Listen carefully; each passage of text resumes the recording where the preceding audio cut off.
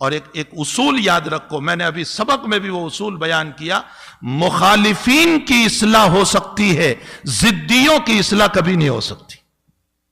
یہ بات سمجھنا، پھر یہ مسئلہ حضرت مولانا سے بعد میں آ کر سمجھ لینا تفصیل اس کی. مخالفین کی اصلاح ہو سکتی ہے، ضدی کی اصلاح کبھی نہیں ہو سکتی.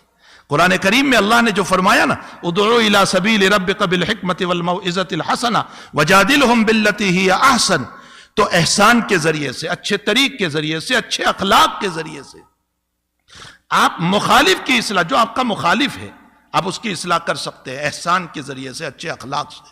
لیکن جس کی طبیعت میں ضد ہے، آپ ہزاروں احسان کرو وہ آپ کا بننے والا نہیں ہے. حضرت عمر مخالف تھے، ضدی نہیں تھے، تو نبی علیہ السلام نے ان کے لیے دعا کی، اے اللہ عمر کو اسلام عطا فرما، اللہ نے دے دیا. خالد بن ولید مخالف تھے، ضدی نہیں تھے، اللہ نے ایمان دے دیا. عمرو بن العاص ضدی نہیں تھے، مخالف تھے، اللہ نے ایمان دے دیا. اور ابو جہل، ابو لہب، عتبہ، شیبہ، ولید، یہ ضدی تھے جو یوں کہتے تھے محمد سچا ہے پھر بھی نہیں مانیں گی. یہ ضد تھی، اور ضدی لوگوں کی اصلاح کبھی نہیں ہو سکتی، آپ کتنی ہی ان کے پیچھے محنت کر لو. قرآن کی آیت جھوٹی نہیں ہے. تو خیر، میں یہ کہہ رہا تھا کہ حقیقت یہ ہے کہ بھائیوں، قرآن سورہ کہف جو ہے یہ دجالی فتنوں سے حفاظت کا ذریعہ ہے، تو ہمیں روزانہ تلاوت کرنا چاہیے.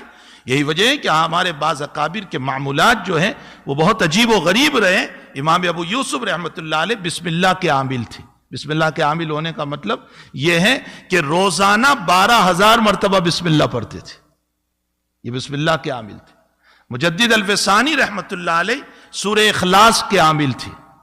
آپ کے حالات میں لکھا ہے روزانہ 1,000 مرتبہ سورہ اخلاص پڑھتے تھے. قل هو اللہ احد. قطب الدین بختیار کاکی رحمۃ اللہ علیہ، بابا فرید الدین گن شکر رحمۃ اللہ علیہ، نظام الملت والدین حضرت نظام الاولیاء رحمۃ اللہ علیہ آیت الکرسی کے عامل تھے. ان کے باب میں لکھا ہے روزانہ 4,000 مرتبہ آیت الکرسی پڑھتے تھے. اور یہی وجہ ہے کہ ان کے حالات میں لکھا ہے کہ جب یہ عامل تھے ان چیزوں کے، تو ابو یوسف بسم اللہ پڑھ کر دم کرتے تھے تو اللہ شفا دے دیتا تھا. کوئی اخلاص پڑھ کے دم کرتا تھا، اللہ شفا دے دیتا تھا. تو یہ نہیں ہے کہ وہی عامل بن سکتے، میں اور آپ نہیں بن سکتے، ہم بھی بن سکتے. ہم بھی قرآن کریم کی تلاوت کا معمول بنائے.